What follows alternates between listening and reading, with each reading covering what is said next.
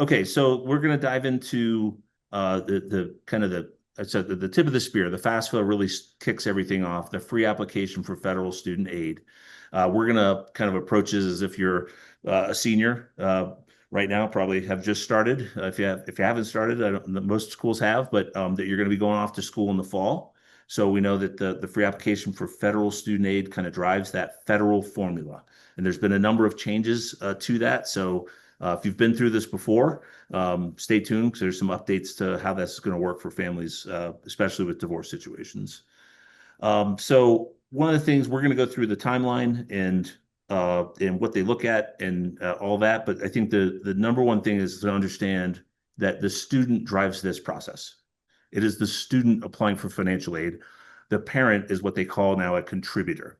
So, student kicks this off. They're the one that's that's applying for financial aid, but the parents as a contributor have to supply their income and their assets. So for the FAFSA, this is the definitions of how that works. If your parents are not married to each other, they live together, both parents go on the form, regardless of whether parents are same or opposite sex. That's, language is very clear. If your parents are divorced, separated, or never married, and they don't live together, the parent who provided the more financial support during the last 12 months is the contributor and must provide their information. And this has changed more recently within the last year. So it used to be custodial parent, and now it is the parent that provides the most income or provides the most financial support. Mm-hmm. Yeah, and so it used to be whoever they live with the majority of the time in that last 12 months was the tiebreaker.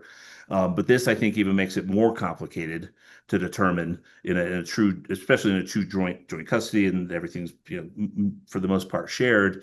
And they've further qualified in this year's terms, just as directly from the student aid website, if both parents provide an equal amount of financial support, or if they don't support you financially, the parent with the greater income and assets is the contributor and must provide their information.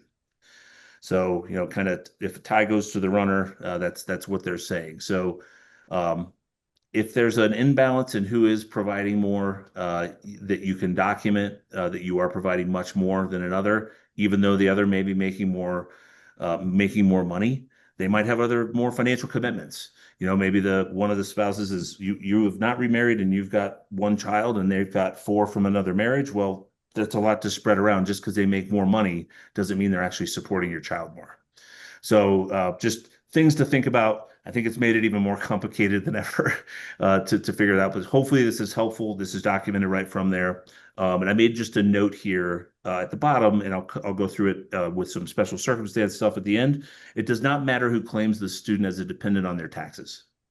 Typically in a divorce situation, it goes year to year. You change who claims them. So it does not matter who claims them on the taxes. Whoever the contributor is defined here.